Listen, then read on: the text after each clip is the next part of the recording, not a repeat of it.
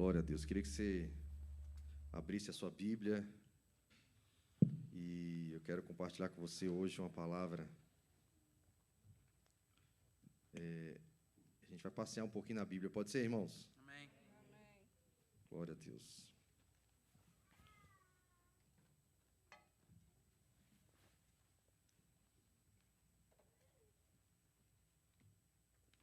Quero falar hoje um pouco sobre vida com Deus, vida diária com Deus.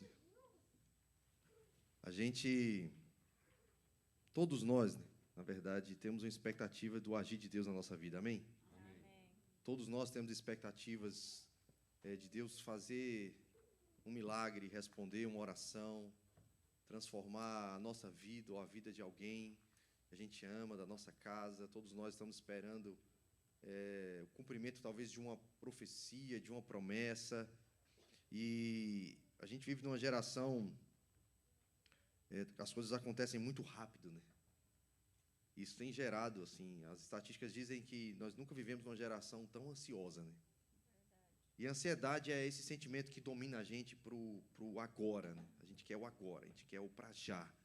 A gente quer rápido, a gente não quer esperar. As pessoas, na verdade, hoje, a ansiedade é tão grande, a dificuldade de concentração, a dificuldade de dedicar tempo, sabe, de focar nas coisas e desenvolver até o aprendizado. Hoje é difícil, hoje a tecnologia, o celular, tudo, o fácil acesso à informação, hoje as pessoas leem rapidamente, dá um Google, assiste qualquer coisa passando assim, vídeos de Reels, começou com 15 segundos, né? Hoje vai até 90 segundos, mas a gente não tem paciência, passa logo, entendeu? As mensagens de WhatsApp, eu só gosto de ouvir no 2x, né? E aí a pessoa manda mensagens gigantes. Esses dias eu recebi mensagens de 8 minutos e 31. Falei, meu Deus, não tem um 5x? 2x vai demorar 4 minutos. A gente quer ser ligeiro, mas na vida espiritual, irmãos, não existem atalhos. Amém? Amém. Na vida espiritual não existem atalhos.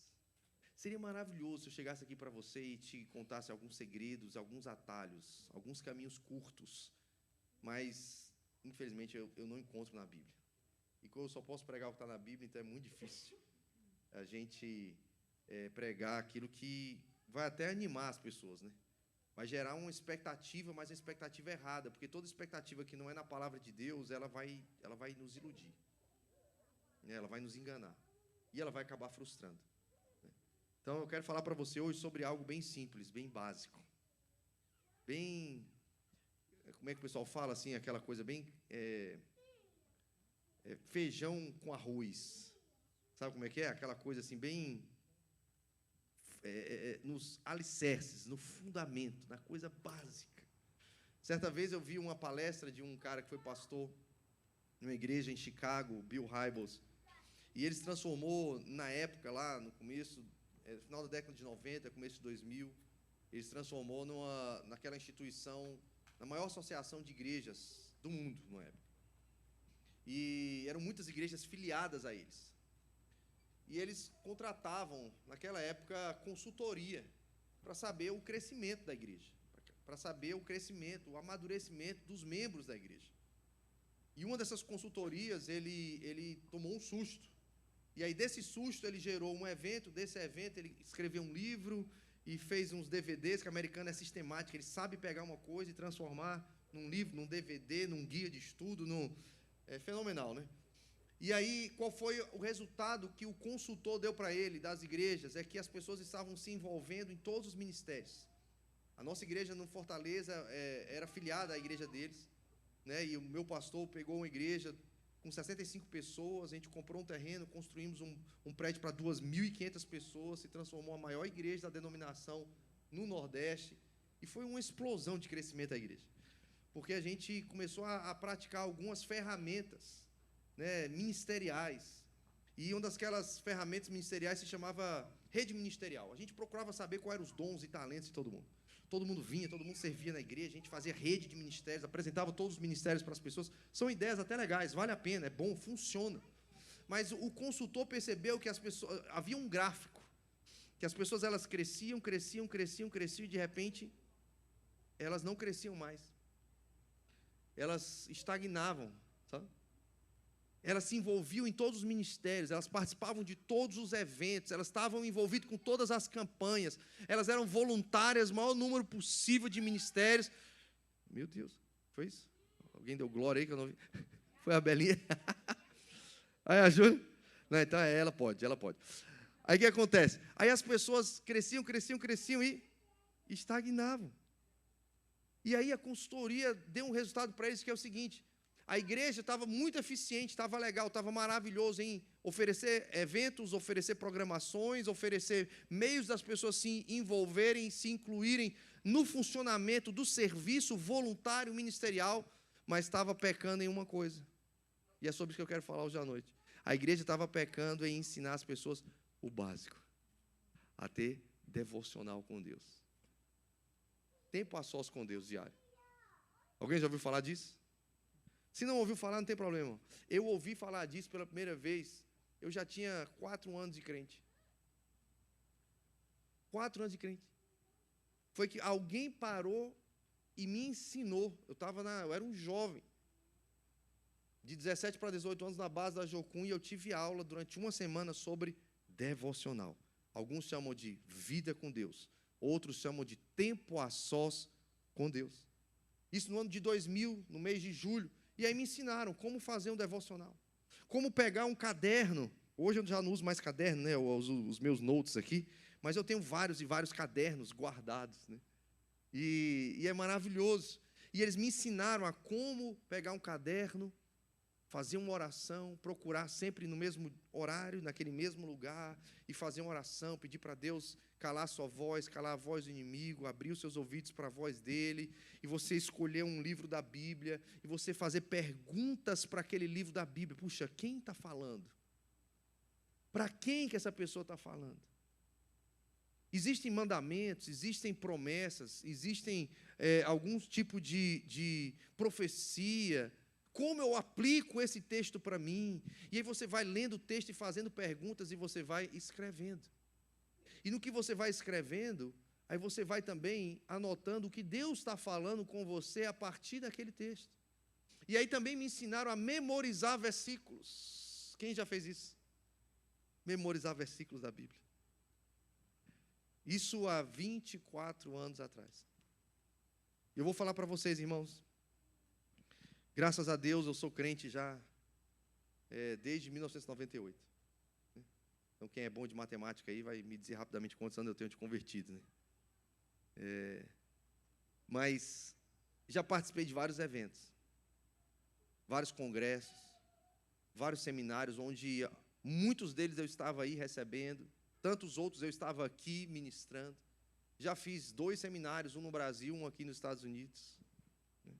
Já dei aula, já escrevi livros, mas eu sempre digo que as minhas maiores experiências com Deus são no secreto. As minhas maiores experiências com Deus é no lugar secreto. Todas essas experiências são válidas, são maravilhosas, cooperaram para eu me tornar quem eu sou hoje. O homem que eu sou hoje, o filho de Deus que eu sou hoje, o marido, o pai, ler livros, participar de outros seminários, receber de outras pessoas, ter pessoas pastoreando a minha vida, conselheiros, mentores, tudo isso é extraordinário, tudo isso é válido, tudo isso é saudável, e eu te encorajo a fazer tudo isso.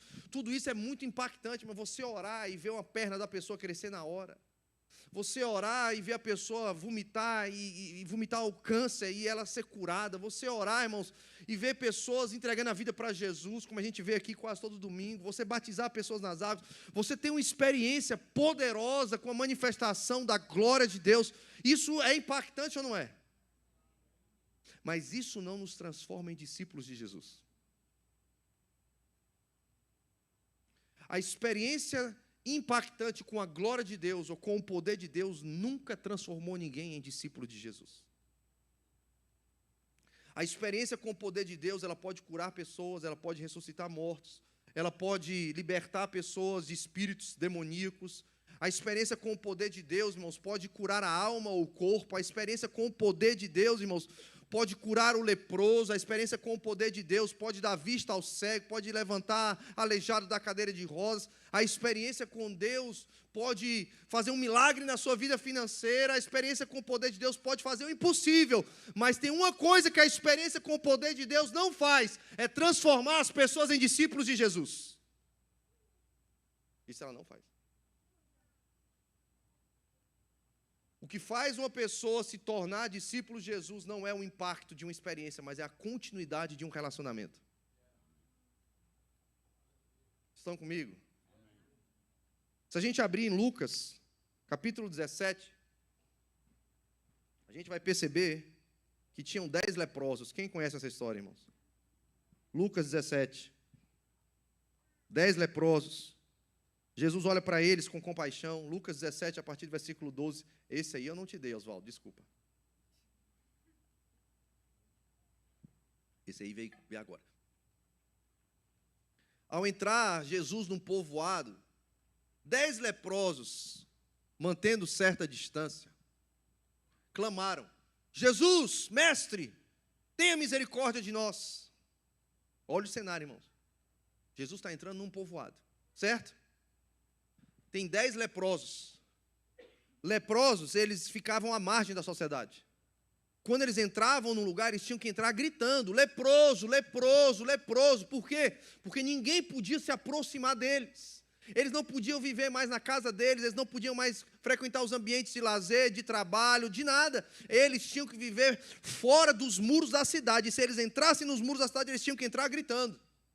Só que esses 10 leprosos, alguém falou de Jesus para eles, sim ou não?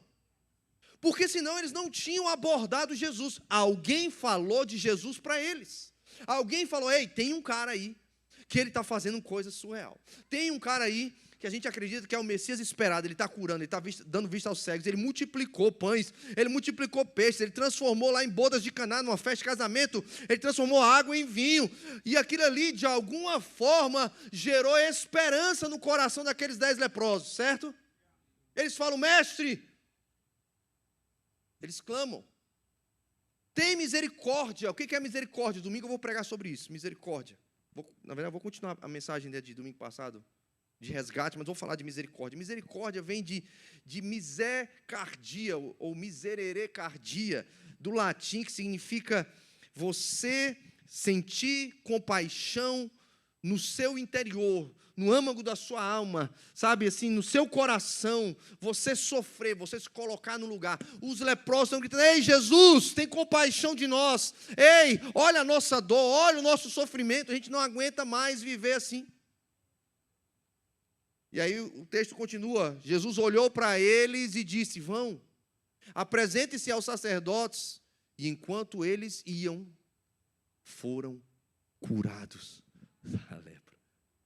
Pelo amor de Deus, irmão. É ou não é forte? Os 10, Jesus só liberou uma palavra, irmãos. Ou seja, onde a presença de Jesus está, o ambiente está propício para milagre. Jesus não precisou, irmãos, peraí, vamos preparar um culto. Vamos preparar um culto, vamos fazer um evento, vamos fazer uma conferência, vamos trazer luz, câmera, ação, porque vão ter 10 leprosos, eu vou curar. Não precisou nada disso. Onde Jesus está, irmãos, o ambiente está propício para um milagre acontecer. Jesus, tem hora que ele põe as mãos numa pessoa, tem hora que ele só libera a palavra, ele só liberou uma palavra para eles: vão lá se apresentar ao sacerdote.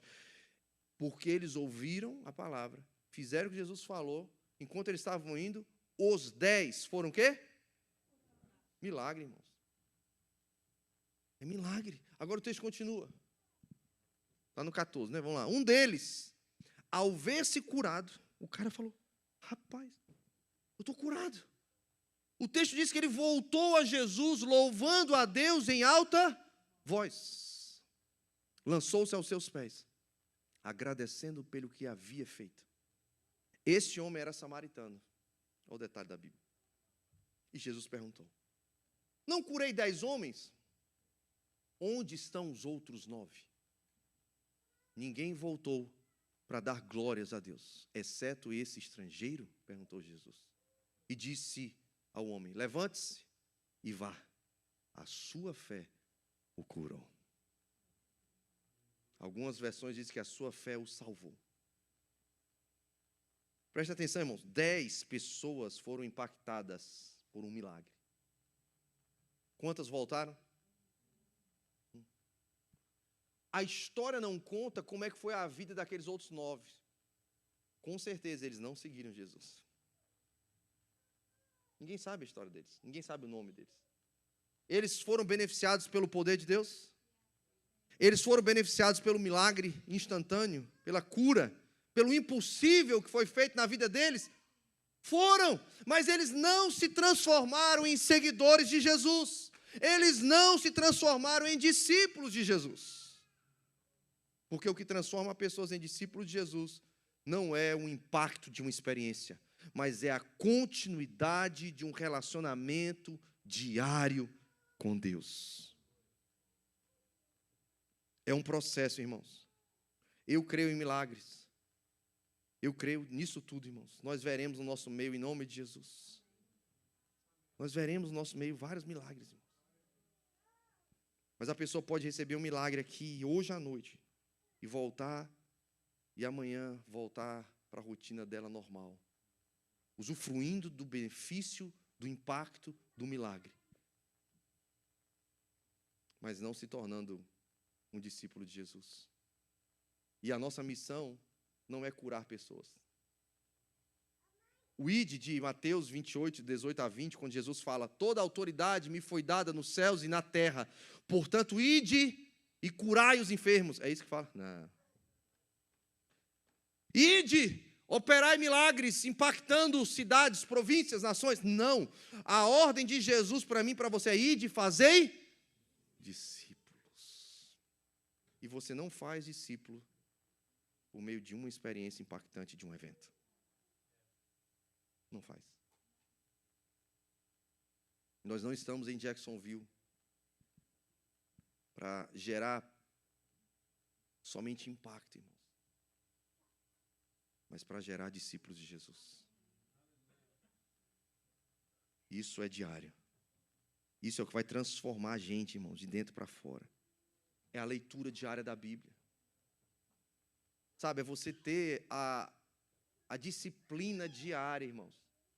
Como a gente não tem a disciplina de escovar o dente, pelo menos é para ter, né? Sempre que acorda, depois que come, passa o fio dental, né? Aquela coisa toda. Maravilhoso. Cuidar do seu corpo, tomar banho. Né? A gente é brasileiro, a gente toma bastante banho, né? É bom, eu sou de Fortaleza, Ceará, lá, era 4, 5 banhos por dia por conta do calor. A gente tem a disciplina, irmão, de ir dormir, de botar o celular para despertar na hora, para a gente não se atrasar para o compromisso do trabalho. A gente tem a disciplina de comer. Ou tem alguém aí fazendo jejum forçado, não espiritualmente falando, mas porque esqueceu de comer faz uma semana? Alguém esqueceu aí de comer? A barriga ronca, não ronca? Dói, irmão. A gente lá em casa está num processo de mudança de alimento, né? Educação alimentar, não é dieta. Irmão, eu estou para ficar louco. Eu estou com vontade de comer tudo aquilo que eu nunca comi, que eu não gosto, mas dá vontade. Mas por que a gente está numa reeducação alimentar? Para a gente ficar mais saudável, para perder a barriga, né? Para a gente ficar mais forte, para a gente não abortar o destino que Deus confiou a nós por meio de enfermidades físicas. É para a gente durar bastante. Eu quero correr atrás dos meus netos, meus bisnetos.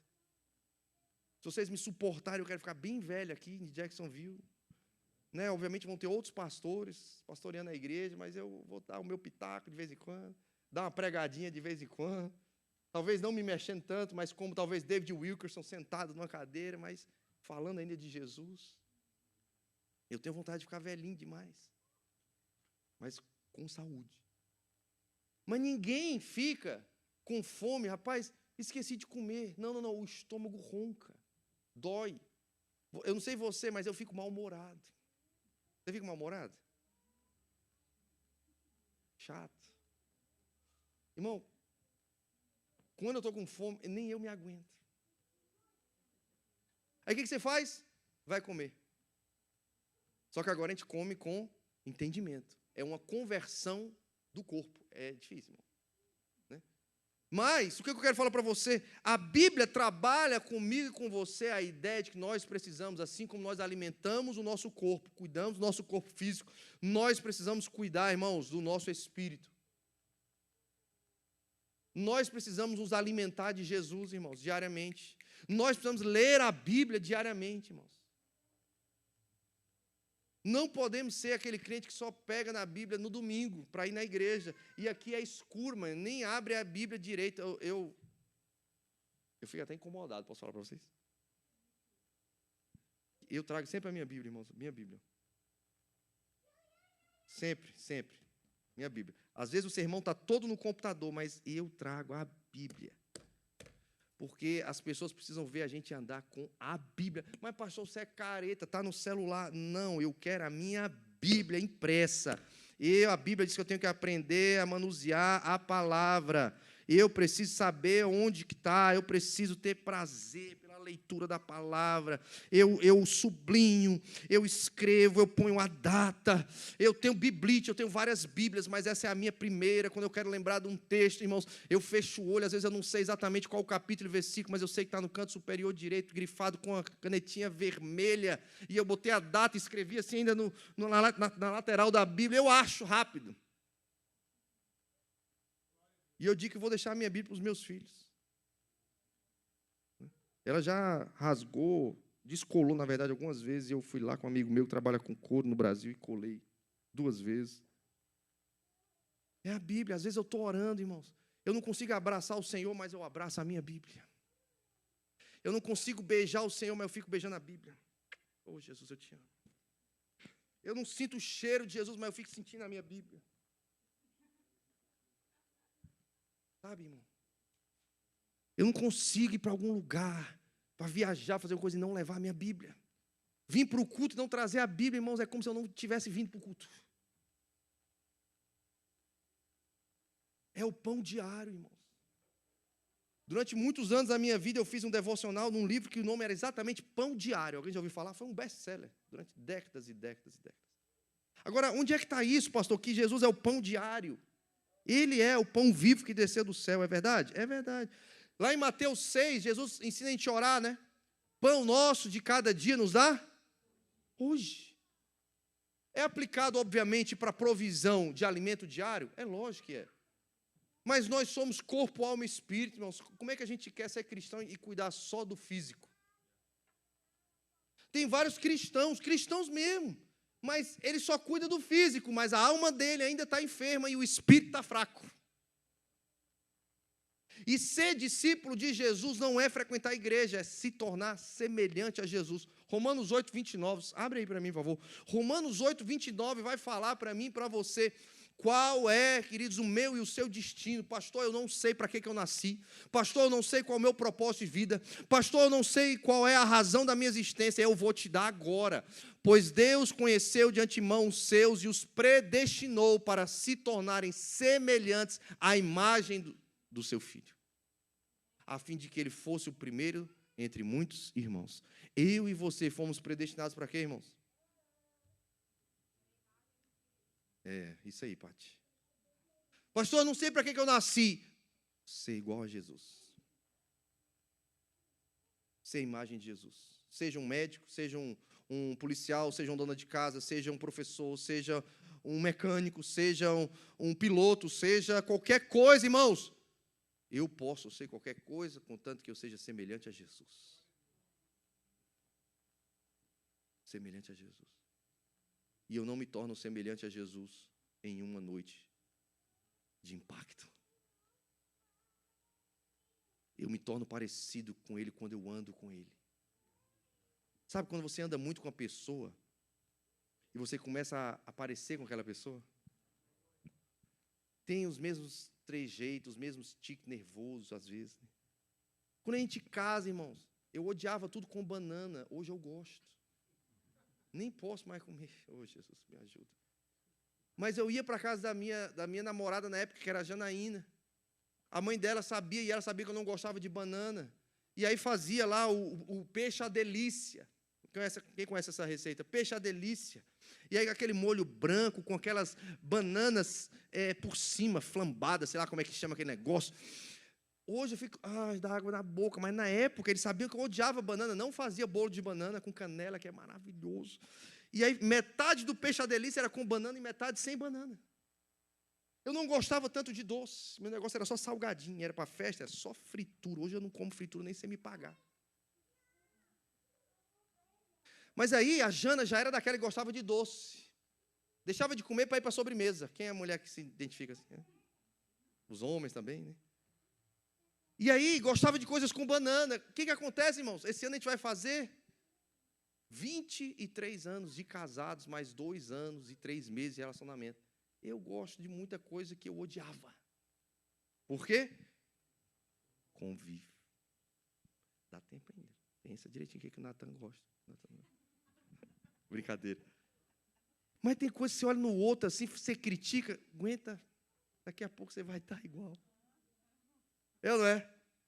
É o poder da convivência diária. Você muda, eu já morei em vários lugares, aqui na América e no Brasil.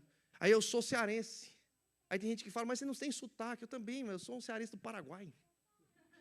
Entendeu? Além do pessoal falar que eu não tenho cabeça, né, meu filho vai crescer, vai morar no São Paulo, e aquele cabeção de cearense, né? Talvez o sotaque também, não sei, mas é porque eu já morei em tantos lugares, São Paulo, Minas Gerais, Santa Catarina. E aí, quando você chega naquele lugar, eu fiquei quase 7 anos em Santa Catarina, Itajaí, e a gente estava falando igual peixeiro. Se quer, esquece, não quer, diga. Tá espego, nego. Não. Você faz o quê? Pega o jeito de falar. É ou não é? Lembra quando viram Pedro ao redor da fogueira e falaram, ei, você é seguidor daquele que está sendo crucificado. E Pedro negou 3 vezes. Falou, não, mas o seu jeito de falar te condena. Você andava com ele. Jesus, irmãos, vamos abrir lá em João, por favor, capítulo 6. Jesus é o pão diário que a gente tem que comer. Ele é o nosso alimento, irmãos. João 6, 35, a gente vai ler alguns versículos pulados, depois você pode ler em casa o João 6 todo, maravilhoso. Jesus respondeu, eu sou o pão da vida. Vamos ler junto? Quem vem a mim nunca mais terá fome. Quem crê em mim nunca mais terá sede. Pula para o 48, querido, por favor. Sim, eu sou o pão da vida. Seus antepassados comeram maná no deserto, mas morreram. Quem comer o pão do céu, no entanto, jamais morrerá. Eu sou o pão vivo que desceu do céu. Quem comer deste pão viverá para sempre. E este pão que eu oferecerei para que o mundo viva é a minha carne. Eu vivo por causa do Pai que vive e me enviou da mesma forma. Quem se alimenta de mim, viverá por minha causa. Só mais um. Eu sou o verdadeiro pão que desceu do céu. Seus antepassados comeram maná e morreram. Quem comer este pão não morrerá, mas viverá para sempre. Jesus está dizendo, eu sou o pão que vocês precisam. Os antepassados de vocês comeram o maná. Maná significa o que é isso? Era provisão diária. Quem lembra a história deles no deserto? O maná, eles não podiam guardar para outro dia. Podia ou não podia? O que acontecia? Por que a gente quer se alimentar a semana inteira da palavra que a gente ouviu domingo passado?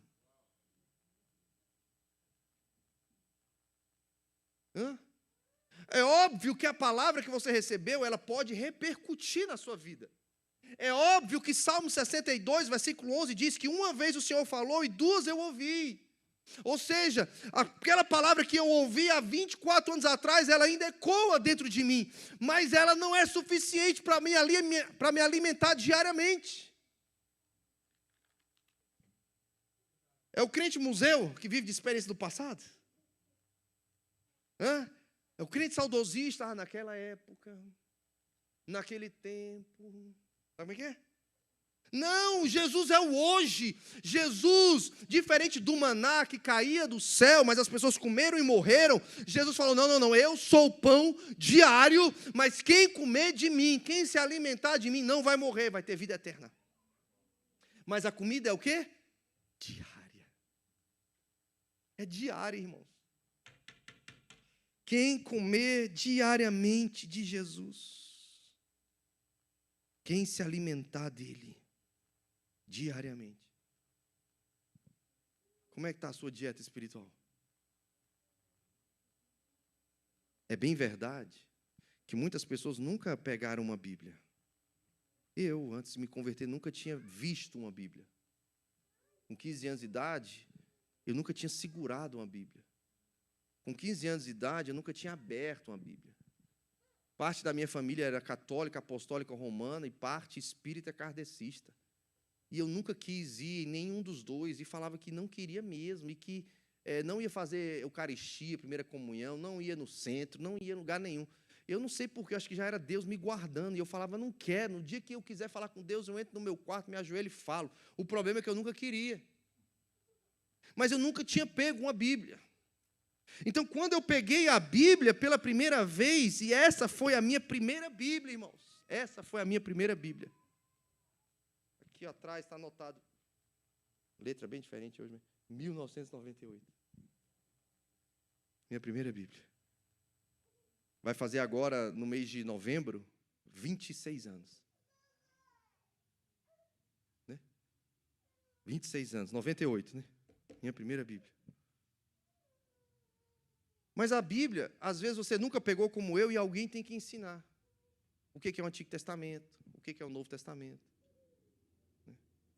Quem é que escreveu, o que significa aquilo. Mas uma coisa eu sei, isso não é um livro normal.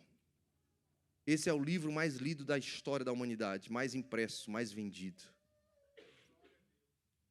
Esse não é um livro comum, esse não é um livro histórico, esse não é um livro de sociologia, de filosofia, de antropologia, não é um livro de ciência, não é um livro de exatas para provar alguma. Não. Esse é um livro de fé. Esse é um livro, e o único livro que quando você abre, você lê, você está diante do próprio autor.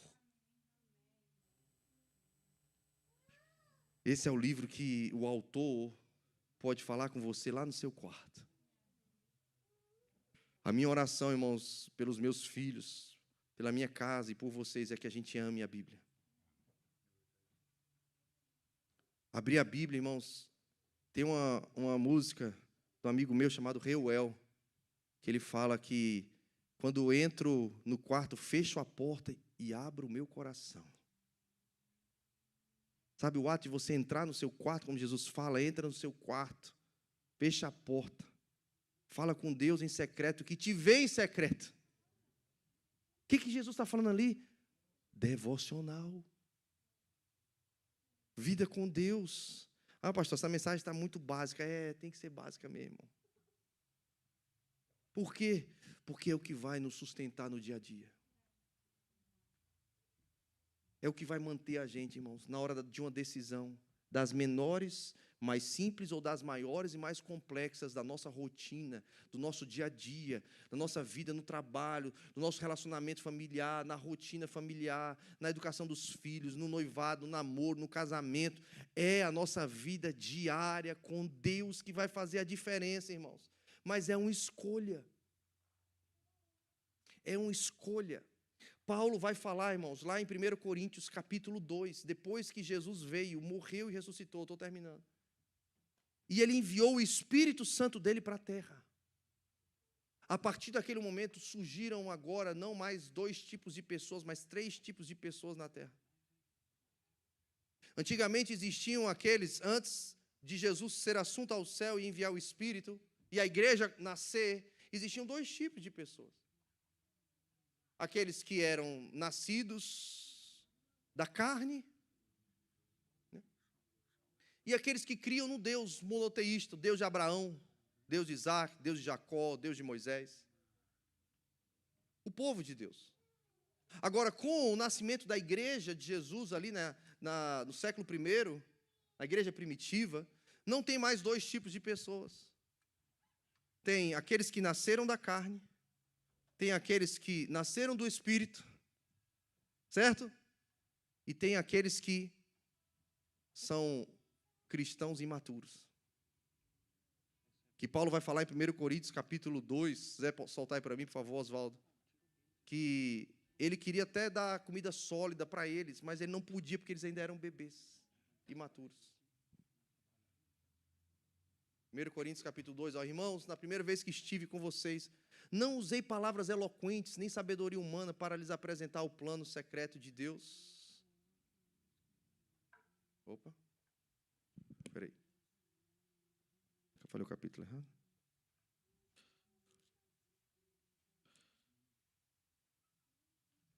Aqui, é o capítulo 3.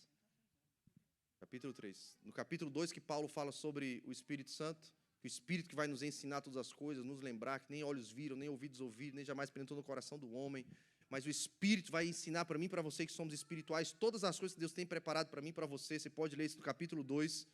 Mas aí no capítulo 3, Paulo fala, irmãos, quando estive com vocês, não pude lhes dar como falar como pessoas espirituais, mas como se pertencesse a este mundo ou fossem criancinhas em Cristo. Por que tem pessoas, irmãos, que são cristãs, estão na igreja, irmãos, há tanto tempo, mas ainda talvez ela não parece tanto com Jesus. Ela não é tão semelhante ainda a Jesus.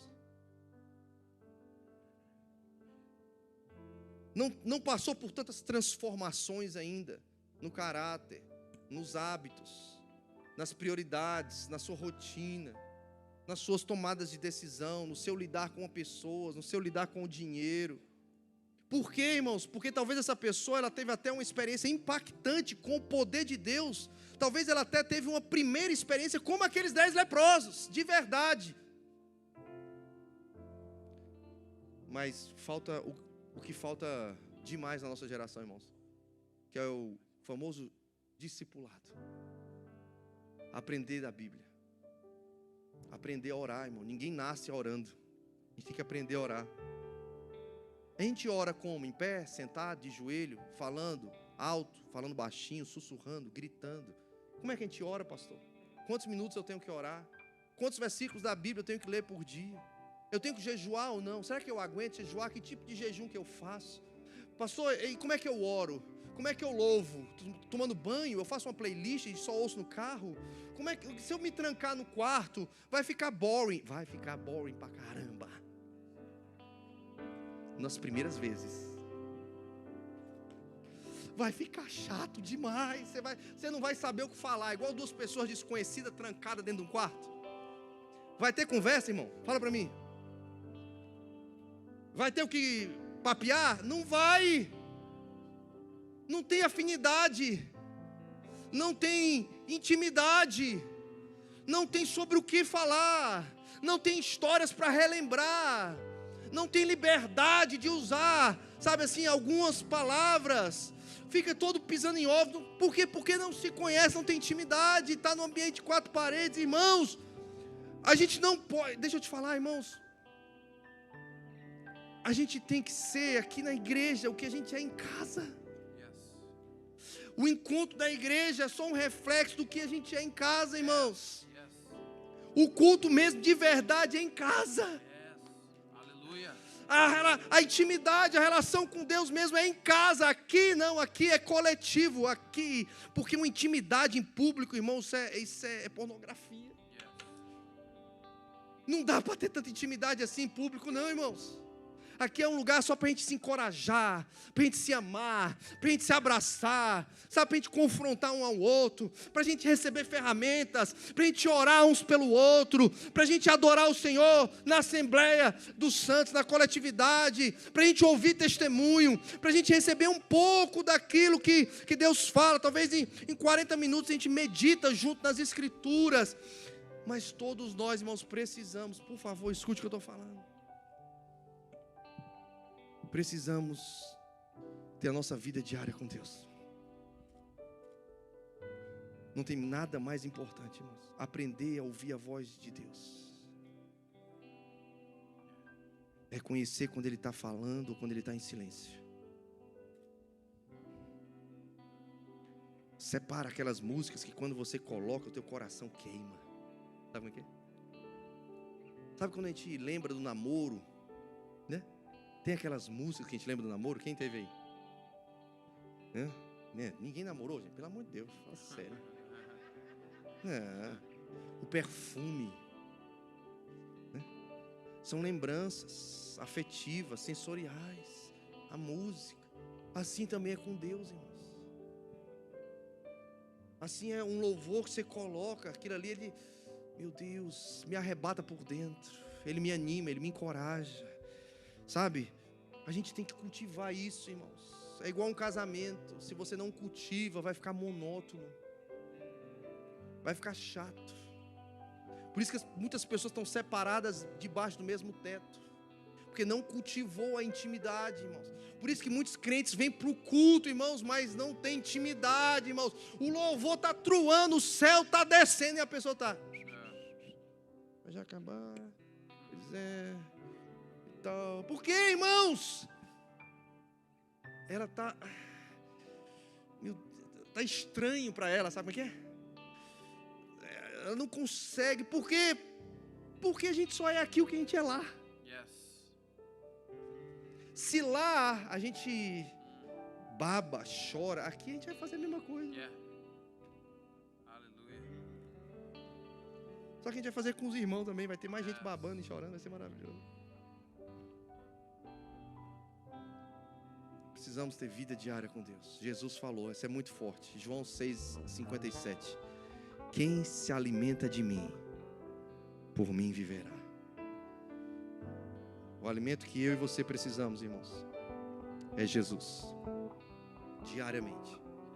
Mas é uma escolha. Romanos 8 vai falar que aquele 5. Romanos 8, 5. Último, pode ser? Pode ser? Vocês estão anotando os versículos? Então não, né? Não dá para anotar também? Pelo menos no celular dava, se fosse. Aqueles que são dominados pela natureza humana pensam em coisas da natureza humana. Mas os que são controlados pelo Espírito pensam em coisas que agradam o Espírito. Algumas versões dizem, aqueles que se inclinam para as coisas da carne, cogitam das coisas da carne. Aqueles que se inclinam para as coisas do Espírito, cogitam das coisas do Espírito. É uma escolha diária. Amém? Você pode ficar em pé, por favor?